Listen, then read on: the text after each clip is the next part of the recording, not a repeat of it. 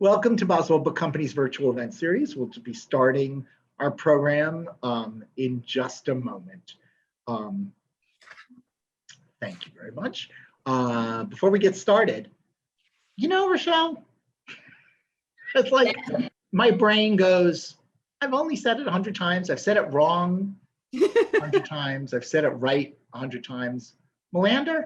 Yes, that's it. You got it. First time. So welcome to Daniel pronouncing words wrong and sometimes right. So before we get started, we do still have a vibrant virtual event series. Everything's on the boswellbooks.com website. Everything does involve registration or tickets. And once we go to in-store events, which we'll be doing a few of in August, those will also require registration now. So keep posted. The next 3 events we have coming up are horror writer Chuck Wendig, whose book is The Book of Accidents. We've had 2 great reads on staff who are saying it's perfect for Stephen King lovers. He'll be involved in conversation with fellow writer of both horror and kids books, Kirsten White, tomorrow at 7 p.m. Then on Thursday, Wisconsin favorite Nicholas Butler is back for his 4th novel, Godspeed, his first book, not set in Wisconsin because it's about building a mansion, and he just couldn't come up with a place where something would be that expensive in Wisconsin. So we're off to Wyoming. He's in conversation with Andrew J. Graff, whose book Raft of Stars has been one of the spring summer hits. That's Thursday at 7. And then next Wednesday, August 4th, is our first in-store event. It's with Christine Hansen, whose new book is Wisconsin Farms and Farmers Markets, Tours, Trails, and Attractions. She also wrote the Wisconsin Cheese Cookbook and writes for Milwaukee Magazine and many other publications. She'll be in conversation with Lori Friedrich on Wednesday at 7 p.m. and there's an Eventbrite registration for that. So let's see how things are going with registration while I see if we are, I think we're looking plateaued, as we say. So I think it's time for our official introduction. It is day 4,499 of Boswell Being in Business, and we're so honored to welcome you to the Boswell Virtual Event Series. I'm Daniel Golden of Boswell, and tonight we are hosting the delightful Rochelle Melander, author of Mightier Than the Sword, Rebels, Reformers, and Revolutionaries Who Changed the World Through Writing. This, I believe is her 3rd appearance, and she is, I believe this is her first book that is for people of all ages. Melander shows readers that writing is an act of creation, bravery, and justice, says writer Sylvia Acevedo, and she's also gotten a lovely words from Dasha Kelly Hamilton. Melander ignites writers to own their words and author their futures. A little bit about Rochelle. Book coach and teacher Rochelle Melander is the author of 12 books, including the National Novel Writing Month Guide, Write-a-thon. She's also editor of the journal The Word in Season, the founder of Dream Keepers, a writer's workshop, and interviews authors and publishing professionals on her book, on her blog, Right Now, and also the Mighty Writers blog. For this event, we're so excited that she'll be in conversation with Jane Kelley, who's written dozens of social science and science books and many more middle grade novels, starting with Nature Girl in 2010, including The Desperate Adventures of Zeno and Aya, which was honored by the CCBC in 2014, and most recently her chapter book series, The Escapades of Clint McCool. Remember that tonight is a Zoom webinar event. We will take questions either through chat or even more desired in the Q&A function. They're both at the bottom of your screen. So send your chats and comments and questions. And don't forget this event is being recorded, so you'll be able to share it afterwards. Thank you both for coming. Welcome to Boswell, wherever you are. Thank you for joining us. Oh, thank you for having us. Yes, thank you, Daniel. Thank you, Boswell. It's just really the best bookstore ever. And I'm so honored to to even know you. So, and I'm especially thrilled to be here with Rochelle because I have been her friend for a while and also a friend of this book, since pretty early on. So I'm going to let Rochelle tell you more about the book, and then I have questions for her, and I will also be asking her your questions. So please send them in. Thank you. Okay, let's see if it can let me share. So thank you everybody for coming. I'm so happy to have you all here, and I'm so grateful for your support. Welcome to the book launch for Mightier Than the Sword. I was able to go buy my favorite bookstore, Boswell Books, today and sign some books. So if you need a signed book, they are there, and everyone has a bookmark and a sticker in it. So I want to tell you a little bit about the journey that got me to this book. Back in 2006, I started the Dream Keepers writing workshop with a small group of teen and tween girls from Milwaukee's inner city. We named ourselves the Dream Keepers after a poem by Langston Hughes. Hughes believed that writers and artists were the dream keepers of the community. I agree. As someone who makes a living as a writer and a coach, or as a dream keeper, I wanted to support young people in becoming dream keepers. We studied the work of artists like Nina Simone and Langston Hughes. The young people really wanted to read the Freedom Writer's Diary, so we read that. We listened to the Reverend Dr. Martin Luther King Jr.'s speech, I Have a Dream.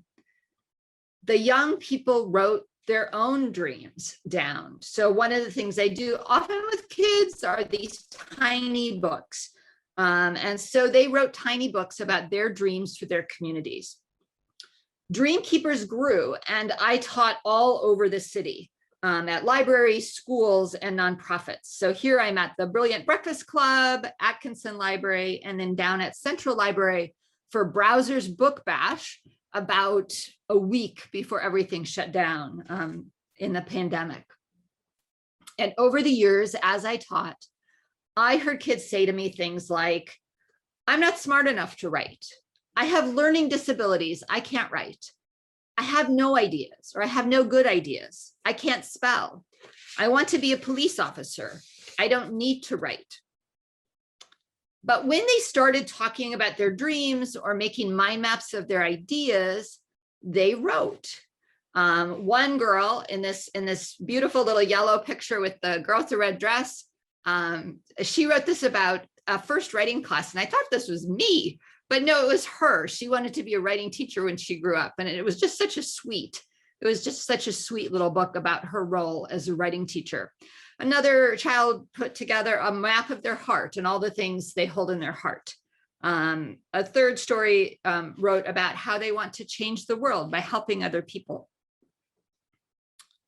As I worked with them, I wished that I had a book of stories about the people we studied. I thought about the books that I loved as a kid, the anthologies of poetry. I See a Poem book that I got when I was 6 years old, or my mom's anthology of children's literature, which I spent so many hours reading through, or my own little set of picture dictionaries. So I researched a bunch of people and books, and I put together a book proposal and started sending it out to agents and editors. I got so many rejections. This book, no kid will read it. It should be an educational book. It is not a book for the market. So I got some help from the experts. I got a lot of help from my husband, Harold Epley, and my friend, Jane Kelley. They read my proposal, they read my chapters, and they let me know what worked, and they let me know what didn't work. They let me know when I was being boring, or going into too much detail, or just plain missing the point. I also got help from my sweet dogs, Maisie and Max. As you can see, Maisie over on the right liked to sit right on my lap while I was doing my research. So after several rounds of pitching the book and revising the proposal, I got very lucky at Pitch Madness. Pit Mad is a Twitter thing. Now, when I went to screenshot this, it has my current profile with pre-order Mightier Than the Sword. But, back in the fall of 2019, it didn't exist. And so I was so lucky. I got only 5 retweets and 4 editors liked the pitch. So I sent the book out to the 4 editors, got more rejections, but I got an offer. And so I was so lucky that Beaming Books accepted the book, and I was able to sell it, and the deal was announced in Publishers Weekly. So, and that's when the real work started. I started researching and writing the book during the pandemic. At one point, I had over 100 books checked out of the library. I know because when the library opened back up in June, I went to check out another stack of books, and the system wouldn't let me. And I couldn't figure out why I couldn't make those individual checker things work. And I brought it to the librarian, and he said, well, maybe it's because you have 103 books checked out already. And I had no idea. I wasn't tracked. I mean, I knew I had all these bags of books in my office, but I didn't know how many I had. So fast forward today, and the book is finally out. The book, of course, is dedicated to my dream keepers who are already changing the world through writing. If you look at the table of contents, the book contains 40 profiles, 5 interludes. So interludes are like this right to film or the right to declare about the Declaration of Independence. It also includes 100 sidebars about other writers. Let's look at a page. So this is the Anne Frank story. Every story includes the story of the person, a quote from them, so some sort of a call out quote, a right to know section, which includes some cool little details about writing or about their writing, and then a right now section, which is a way for readers to interact with the book. I wanted the book to be very interactive, so that young people could dip into it and read it, you know, in little bits and pieces as their interests, you know, really following their interest. So when I started writing the book, you know, I had these people chosen. I expected that the authors I profiled would be these like smart, nerdy kids who started writing when they were 3 years old. And some of them were. So there were some interesting people. Malala, when she was a toddler, her and her family lived right above her father's school. And she would toddle down like at 2 and 3 years old and pretend to teach classes of children. So the kids would be there and she would chat, you know, teach with the teacher in the room. Florence Nightingale was a very precocious 6-year-old. She made out a chart for her prayers, and she wrote down each one of her prayers and the date she expected God to answer them. And like a year into this project, when she realized that God had answered none of her prayers, she decided that God wanted people to earn their rewards by taking action. I also learned that a lot of writers struggled as kids or were not necessarily well-behaved as kids. So Charles Darwin was one of those not well-behaved as kids. He went to a little boarding school just, you know, not far from his house, and he would sneak out every day during lessons. And he and his brother would go home, and they had like a little homemade lab in their backyard shack. And he was actually called Gas because he would make laughing gas. His father wanted him to be a doctor and said he didn't think he would amount to much because of his poor grades. And indeed, he became a med school dropout. But you know, he succeeded in the end. Octavia Butler was an interesting kid. She had mild dyslexia. She wanted to write from a very young age. But none of her family members thought she should do this, and no one really supported her when she started out.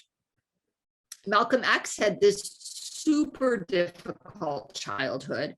His father was killed when he was very young, and he ended up in foster care. He got into trouble a lot and even went to jail. But it was when he was in jail that he got interested in reading and writing and really pondering his faith. And this helped him turn his life around, and he became an important leader in the civil rights movement. I'm so glad that the writers in this book are diverse, and I hope they will help many young people think about their own ideas and their own communities and write about what they want to change in the world. As I say in the book, the minute you put pen to paper, you change. When you share your writing, it changes others. Your words have the power to transform you and your world. So thanks so much for coming, everybody. This isn't at the end. We've got a little interview coming on. So. Hi, thanks, Rochelle. That was great. That was really great. It is so inspiring. So I'd like to follow up on something that you said, because I think it's very important. You mentioned that the kids who didn't think that they could write because they weren't what people thought of as traditional writers. And so, as you say, in a book like this, you could have just focused on poets or playwrights or novelists, but instead, you chose to feature writers from different disciplines. Can you explain why you did that? Yeah, so there's actually like 3 reasons. So I'll tell you each of them. The first reason is really the kids I worked with. So I've been teaching writing to kids for a long time. And some of the kids love it and they want to write stories and plays. And in fact, they're writing books at home on their own. But other students, as I said, tell me they don't like writing or they're not good at it. And I've had kids say to me, well, I'm going to be a basketball player, be a police officer. Why do I need to write? And so I had these kids in mind when I chose people, because I wanted the kids to see that in many different disciplines, they're required or encouraged to write. And even police officers have to write reports. So, they can imagine they're going to spend all day on a horse, and maybe they will, but probably at the end of the day, they're going to have to write down what happened when they were on that horse. The other thing I really drew on, so one of the things I was lucky enough to do is take training with the National Writing Project. And the National Writing Project is really interested in teachers, kind of the idea that every teacher is a writing teacher. And so teachers in every subject are going to teach writing.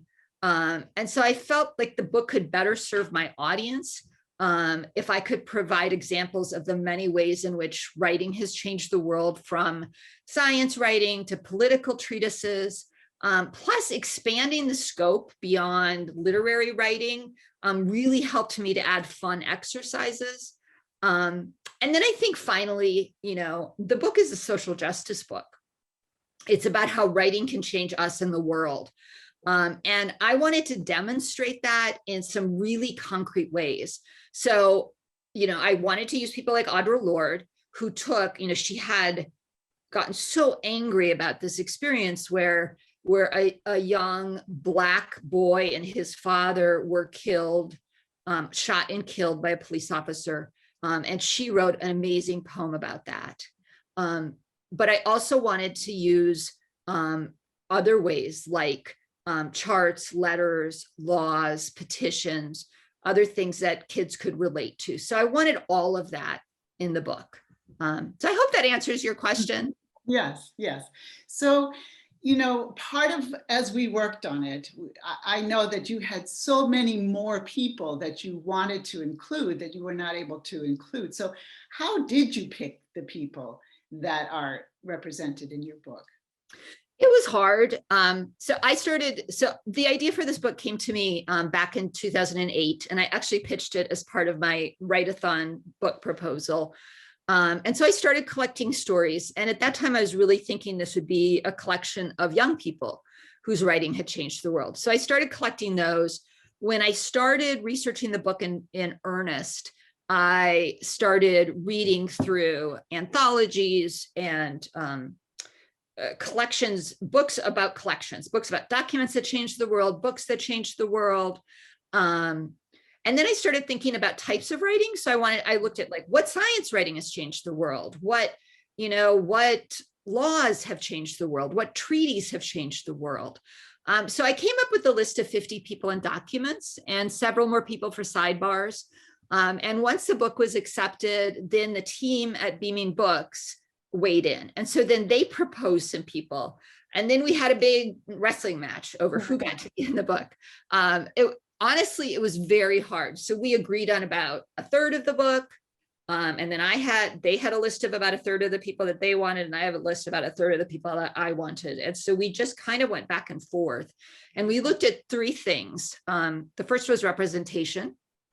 So we wanted the kids to discover role models in the book. So people that looked like them, shared some heritage, shared some experiences, shared a culture, a life experience, maybe had a writing style that might be connected to them. The second thing we looked at was diverse disciplines. So it was really important to me that the writers reflected a lot of disciplines so that people could see there are many ways to use writing. And then the third thing, and this was really pushed by the publisher, and I'm glad for it, was recognizability. So it's really fun to page through a book and recognize a favorite writer. So even though you see Anne Frank and Malala in every book, every single anthology, I wanted them in this book because it gives that young reader the sense of, oh, I know them. And the whole process was really messy. So it sounds like really like, oh, she's very smart and, had like a list and check things off. But no, there was lots of last minute jostling. And I can't even tell you who's in the book and not in the book in terms of the sidebars anymore, because things got moved around so much. Yes. Well, it's true what you say, because I have really enjoyed finding out things about writers that I thought I knew. So what were some of the surprising things that you discovered while you were researching the book? Well, so I already told you some of the stories about how some of the writers struggled as children. That was interesting. I was intrigued by how difficult writing was for some people. I don't know why it never occurred to me that it would have been hard for Helen Keller to write books, but it wasn't until I read her, a biography of hers that just described the arduous process that she went through to get a book out. And she wrote her first book when she was in college. And so this, laboring over kind of putting it together in Braille, and then, having to hand spell changes to her assistant. But she also really struggled with ideas. She really struggled. I think she struggled a lot with the inner critic. And she wrote in one place, sometimes I feel ideas beating against my brain like caged birds, but they will not sing themselves into words, at least not yet. It seems as if everything one would care to say had been said by somebody else. So it was just heartwarming for me. I mean, this woman was so accomplished. She traveled around the world multiple times, speaking on behalf of people who were blind. And she was an amazing activist, and she wrote all these books, and yet she struggled so much with her ideas. The other thing that I thought was really interesting was how many of the people in the book were change makers as young people. So Louis Braille was blinded when he was just, 3 or 4 years old, and he was a teenager when he invented this writing system for blind people. And when Patsy Mink was a college student, she was shocked by the discrimination against people of color. People of color in her college were forced to live in subpar dorms and in separate dorms and not allowed to kind of mix with everybody. So she created a letter writing campaign to end residential segregation. And of course, Malala started going into classrooms teaching when she was little, but she started blogging when she was just 11 years old. So all of those were inspiring. And then there were all these accomplishments. Like, I had no idea that Sojourner Truth, like 90 years before Rosa Parks wouldn't give up her seat on a bus, Sojourner Truth sat on a streetcar, and a street conductor dislocated her arm trying to toss her off this streetcar. And she sued the District of Columbia and won. The conductor lost his job, and the company had to enforce DC's desegregation law. So that was amazing. That is amazing. So the book has a unique format. So can you tell us more about why you conceived of it in this way? Yeah, so I wanted there to be lots of ways that readers could access the book. So I designed it to be highly browsable and interactive. So, readers who kind of like to just like sit down, read beginning to end, can read the big chunky essays. But readers who want to just page through can just look at sidebars or the right to know sections. Readers who are big on interactive stuff and don't like to sit still can do the writing exercises. And there are also some art exercises sprinkled here and there, where kids can design t-shirts or protest signs, or they can just look at the illustrations and quotes, because you probably saw this in the PowerPoint, but the illustrator put in these amazing little symbols in front of each writer. And so they can look at those and kind of think about like, well, why do they have that? And to say something about Melina, the illustrator, who just did such a beautiful job with this book. And the illustrations were really important to me because pictures help young people engage with the story. I remember being a little girl and having this book called Me Too, and I just like poured over this book and saw myself in the story and wearing the clothes. And it helped me to imagine myself in the story. So I hope that this will help readers get involved in the lives of these heroes. And, kind of, there's also pictures of kids writing and being protesting. So I hope it will help them think of themselves as young activists. Mm-hmm. So all of that was to really support the reader. Mm-hmm. Yeah, I think that it does really look like, I just have to hold it up again because it's wonderful. It just looks fun. I mean, I understand that it's really serious and important, but it draws us in. And so I think that's really great. So how do you hope that teachers will use the book in the classroom? Oh, all the time, every day. Just so I hope the teachers will be inspired, kind of by the many types of writing and use the book to supplement their curriculum. I really hope that they'll use it, for celebrations like Women's History Month or Black History Month, or, I've been celebrating the various people's birthdays on Twitter. And so that's another way to celebrate, to read different people in the book. It would be a great addition to like a drop everything and write or drop everything and read moment. So it could be great daily writing exercises. I'd like science, history, and social studies classes to drop in exercises and essays sometimes. I sourced, when I researched the book, I also researched the Common Core. So I looked at what kids in these middle years, these 2nd to 6th grade kids need to learn. So they need to learn opinion pieces, argumentative essays, explanatory texts, narratives, and more. And so a lot of those things that are in the Common Core are in the book. So I'm hoping that this will be kind of a nice addition for teachers who are working with students. It gives them some easy ways to supplement their work. I know from all the work that you've done that you love working with reluctant writers. So how do you think that this book will support them?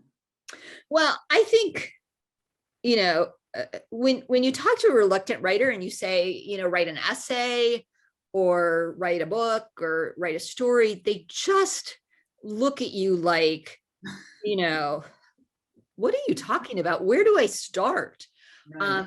And I think because there's a wide range of topics and there's many kinds of writing exercises, it offers a lot of ways in. And that's what I've done with Dream Keepers through the years, is I've allowed kids to come in through writing or drawing.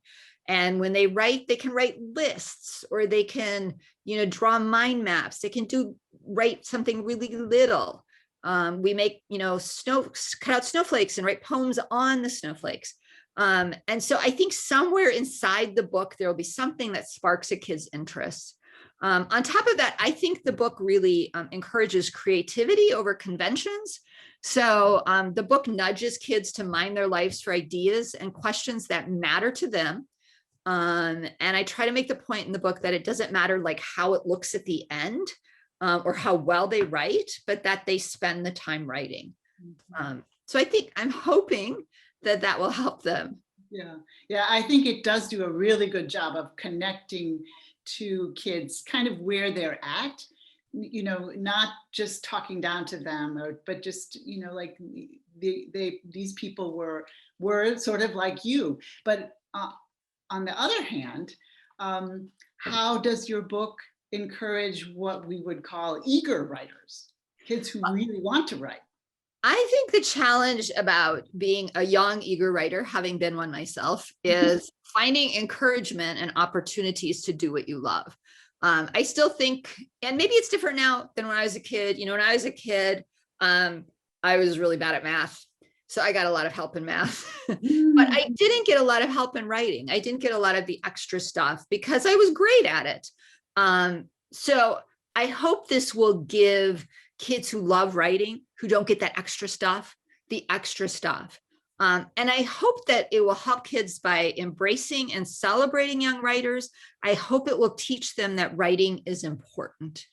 And the book gives them so many ways to play with writing and incorporate it in their daily lives and then bring it into the communities, that I hope it will show them that their words can make a difference. Because I think it's easy as a kid, to believe that what we write doesn't matter. But look at little Sophie Cruz, who's in the book, who at like 5 or 6 years old wrote a letter about immigration reform to the Pope. And that letter made a difference. It meant that he then went and spoke to Congress about the importance of immigration reform.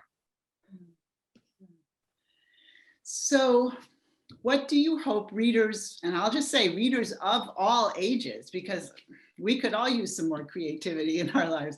What do you hope readers will discover or learn from this book? Well, first of all, I hope people will find some new heroes that they want to learn more about. I had each chapter is about 800 words long. And so about 600 words is a story and about 200 words is the rest. So that will tell you there's a lot more story behind each one of these profiles for you to learn about. So I hope you'll look at the back to the long list of sources and go read Charles Darwin's letters or read Rachel Carson's letters or, discover their discoveries. I hope they'll discover some new facts or stories about people they've never heard about before. So it'll just kind of expand their idea of what it means to be a writer and who writes and who can write.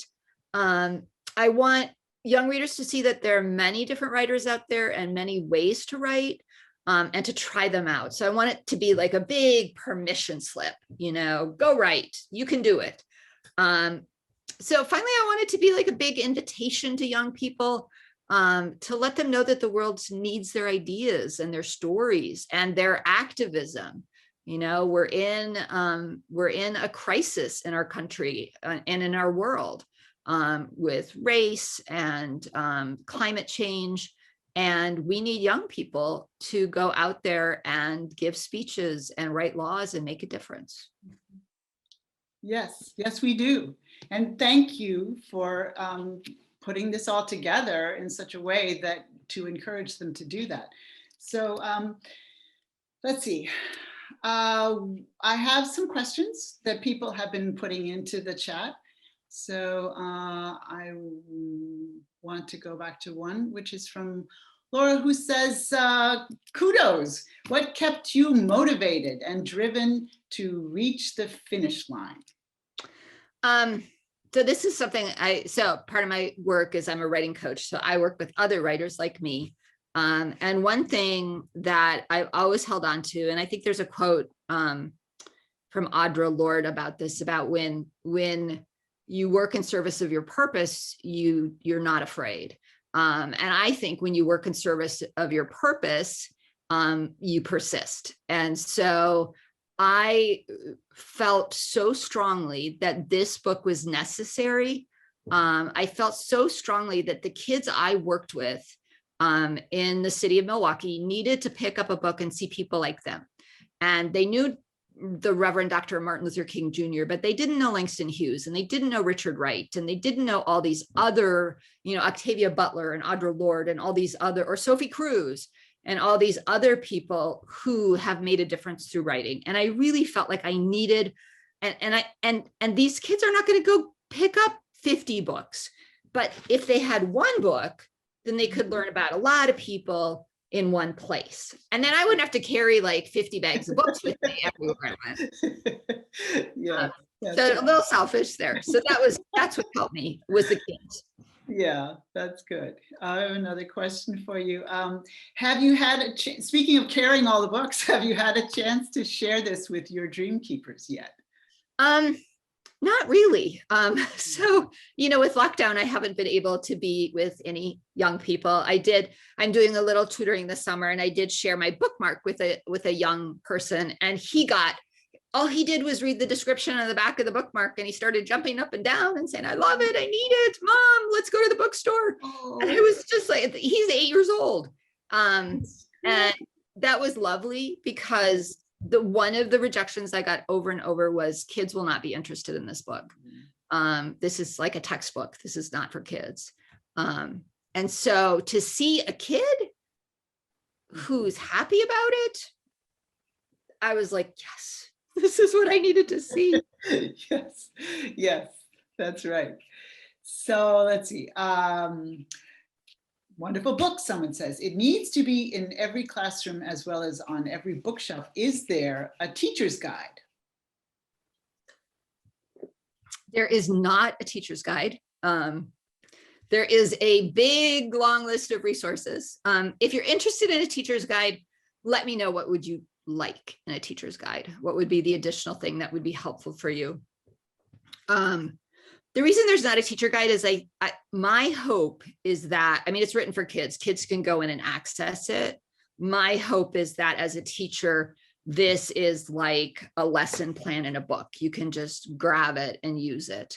There is an activity packet. So if you go to beamingbooks.com and go to the page with the book on it, there's a free activity packet that you can download and print off for your students.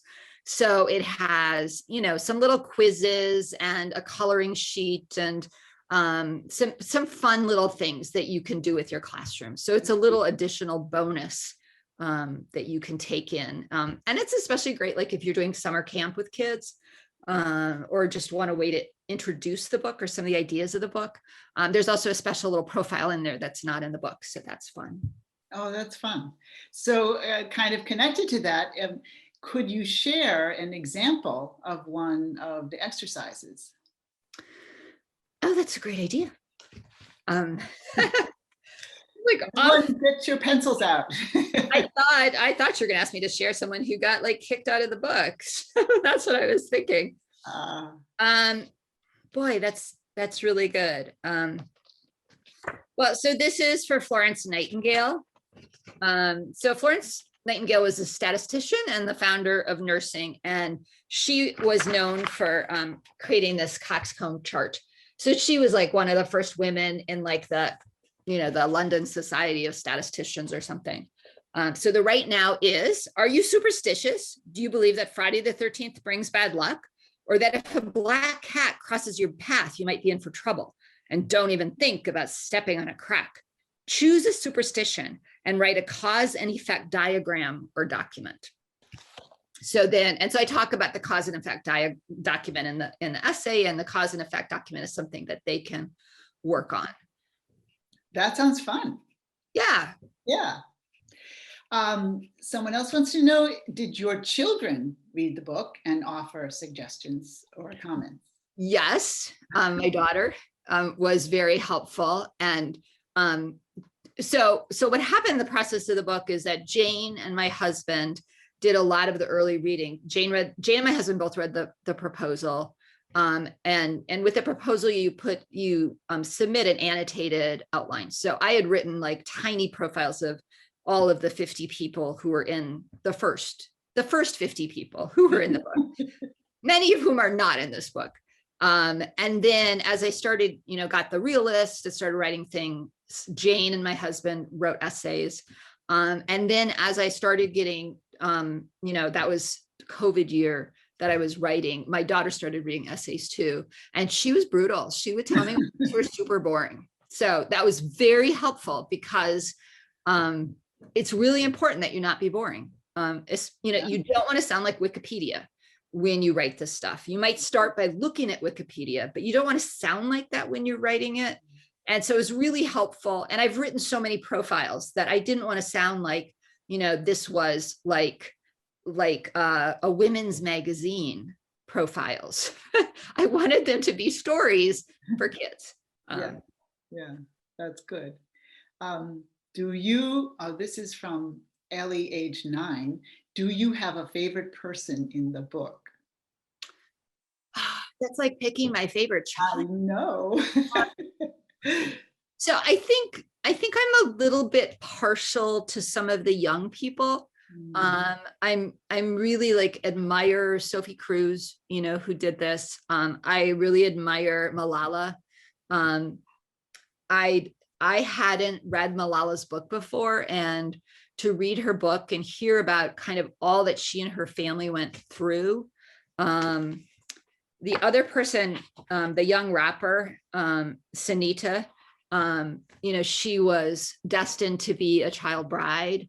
And it was only through her, her parents wanted to sell her as a bride to pay for her brother's wedding.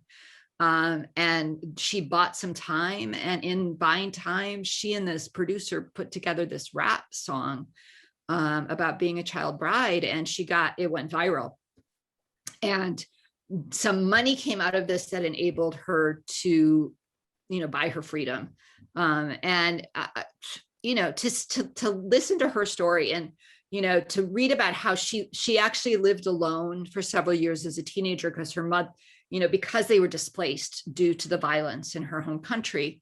And she was not in school. She was in an after-school creative writing program. And she was, it was while she was cleaning offices at night that she heard rap music, and her creativity just soared.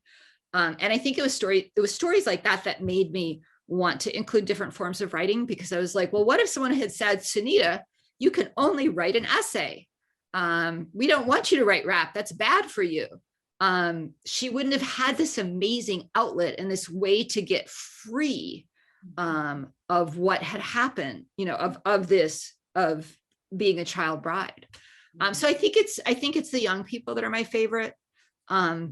If you read the book, I think you're going to really find some people that you will fall in love with and want to learn more about.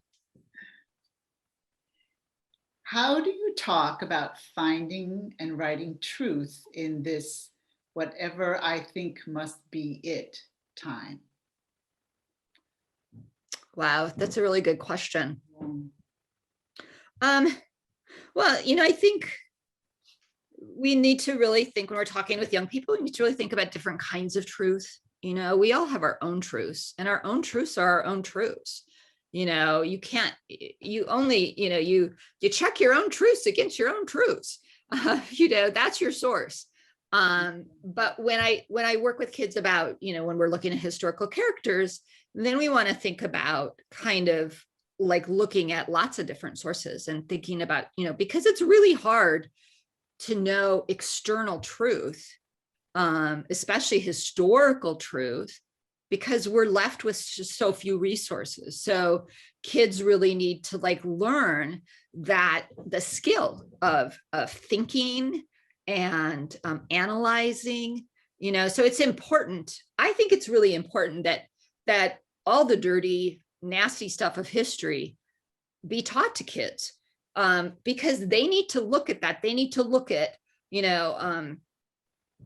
what Charles Darwin wrote, what Charles Darwin was thinking about, then what he wrote in his book, and then what other people wrote about him. When I was a kid, I was only taught what other people wrote about him. So I was terrified of Charles Darwin. I was like, oh my gosh, he teaches this horrible evolution. I mean, of course, then I learned that evolution was actually true. But then I started digging into his life and learned so much more about him and his story. And I think, I was also really afraid of Malcolm X, because I'd always heard this narrative. Well, he was he was in favor of violence and stuff like that. Well, that's not true at all. But because we're listening to stories and second and third and fourth hand accounts and ideas about, and not looking, we're not reading what Malcolm X wrote. And by the way, Malcolm X wrote his autobiography by dictating it to the person who wrote Roots. He did not write it himself. He dictated it. And I want to honor that as a way of telling one's story and telling one's truth.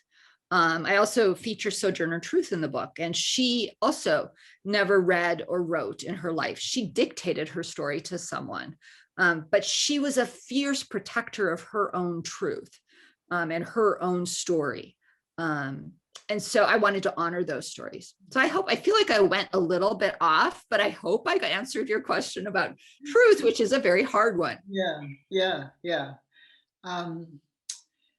What most characterizes the kids who want to write?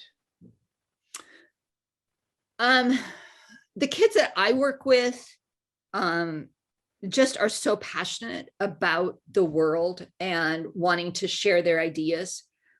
Some of them have passion, some of them have had really difficult childhoods and have had difficult experiences and want to write about those things or change the world. They want to get guns off the street. They want to clean up the earth. Other kids just want to tell funny stories and they want to make people laugh.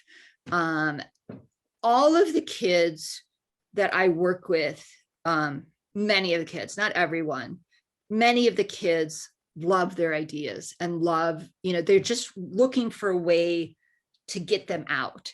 The problem is a lot of them have been told they can't write or they're not good at it or something like that. And so they don't, they don't have the facility or they talk negatively to themselves. And so my job is really kind of as a midwife to help them, just bring out what's already there. But I think, once they get going, they all have something to say. It's just those first steps that make them a little frightened. Well, I think that's true for adults too, I have to say. Oh, yeah. Yeah.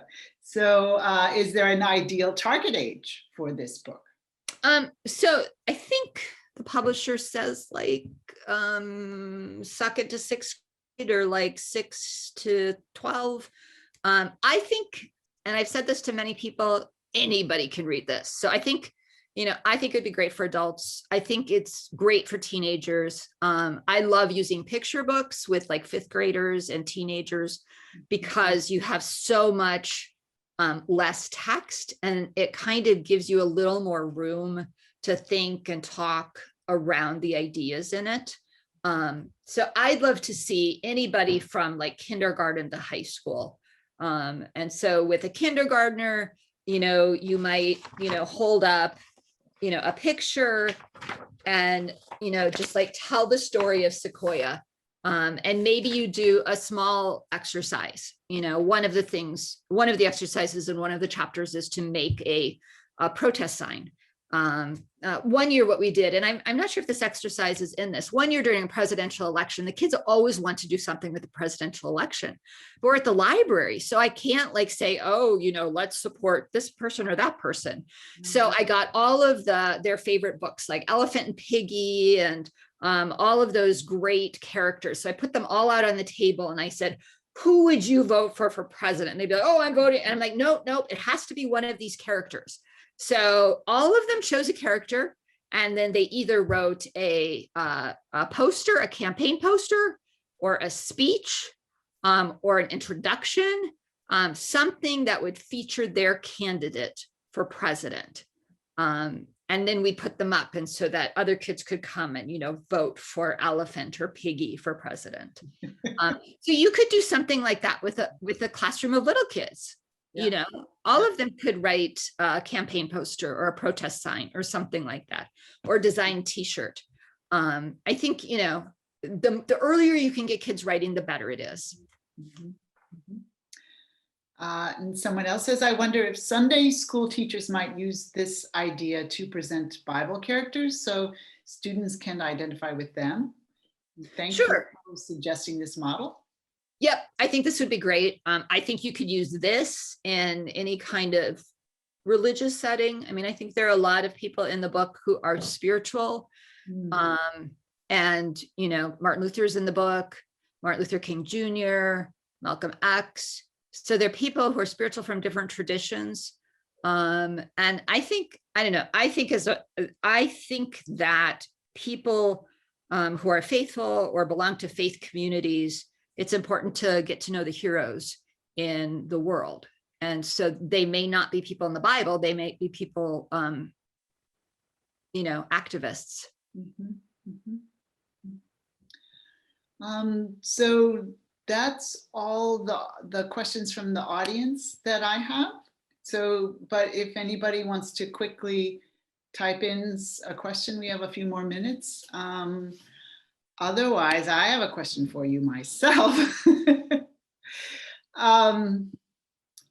I was wondering if you could explain pitch madness, because I know that many of the people here in the room tonight are writers, or as we say, pre-published, and they might like to know how did this book come to be in that sense? So Pitch Madness is a Twitter event. And so it's held 4 days a year, and you're allowed to pitch so many times during the course of the day. And I think you can pitch each project 3 times. And so you get 240 characters to just pitch your book.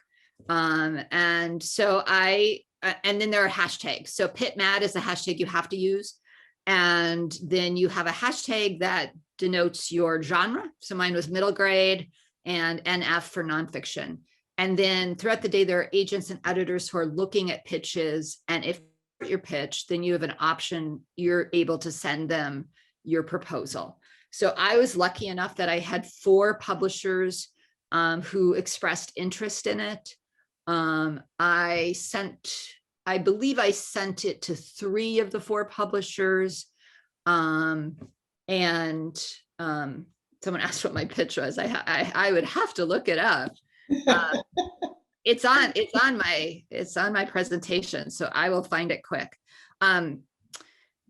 So, and then they heart it and you send it to them. And so it gives you, it's like just a little above the thing. So my pitch was interactive and inspiring, Mightier than the Sword pairs the tales of people whose writing transformed history and them with writing exercises to help young people change the world. Yeah. And it took forever to write that. Let me tell you, that was the hardest part of the book. Here's another question. How did you organize your research to figure out the best places to fit the Sidebar people?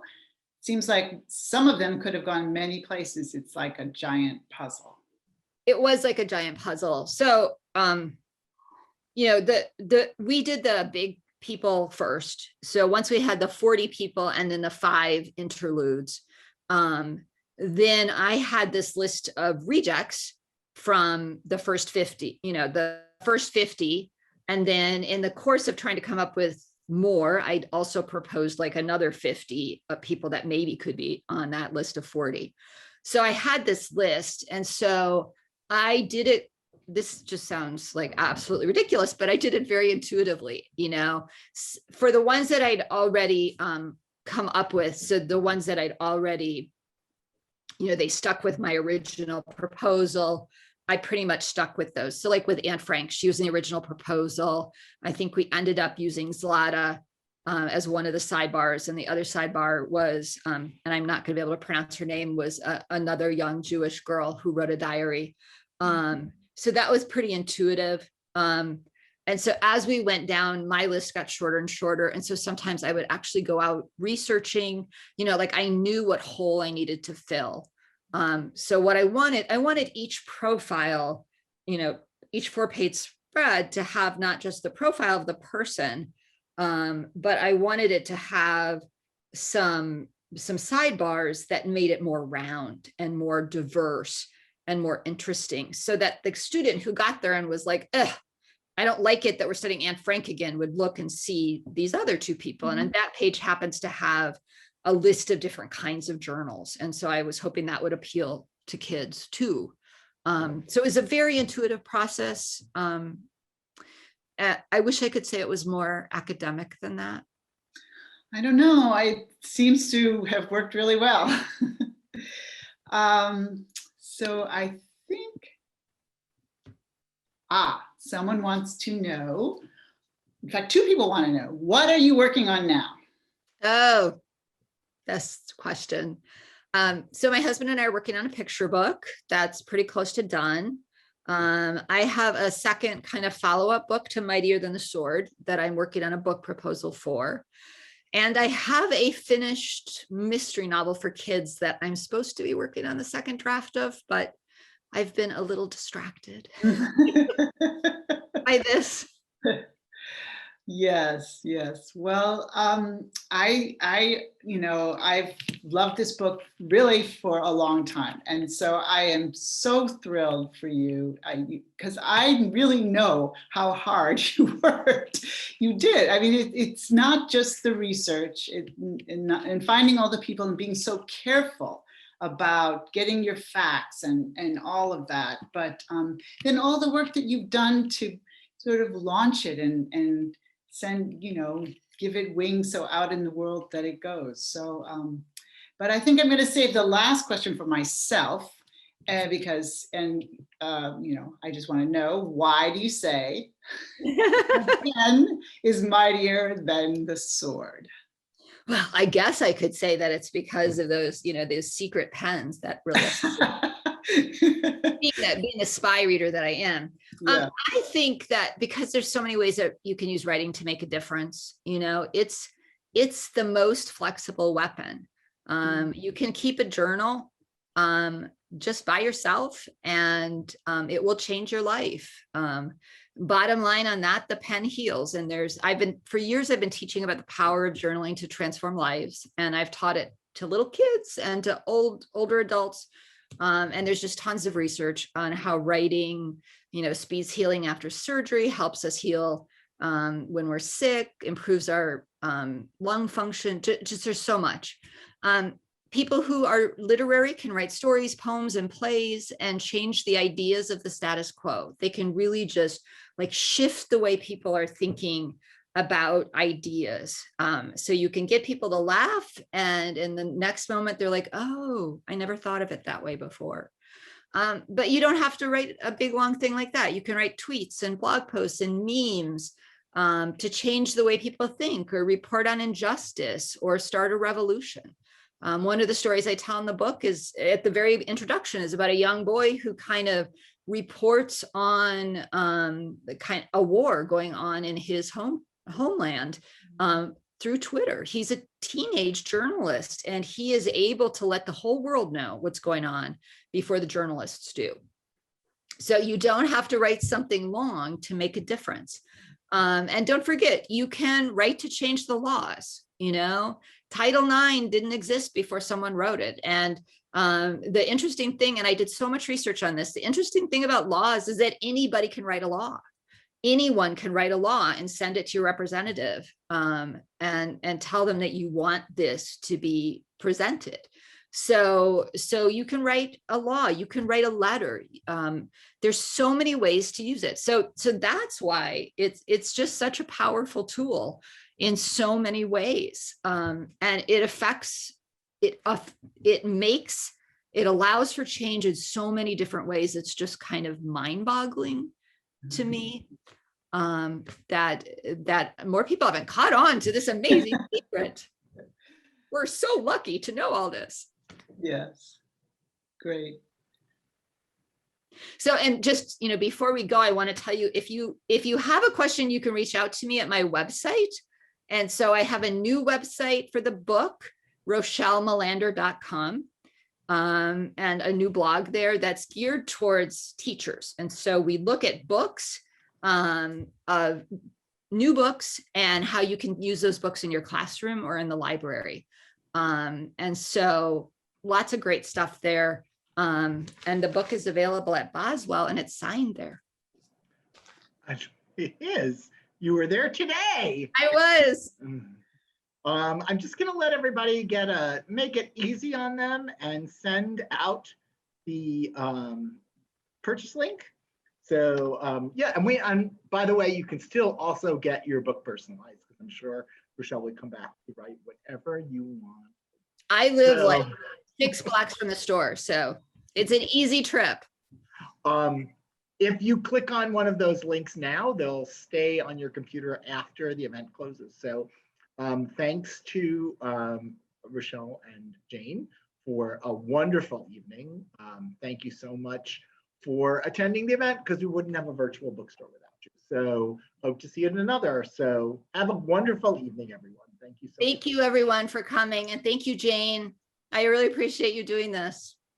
It was great. It was fun.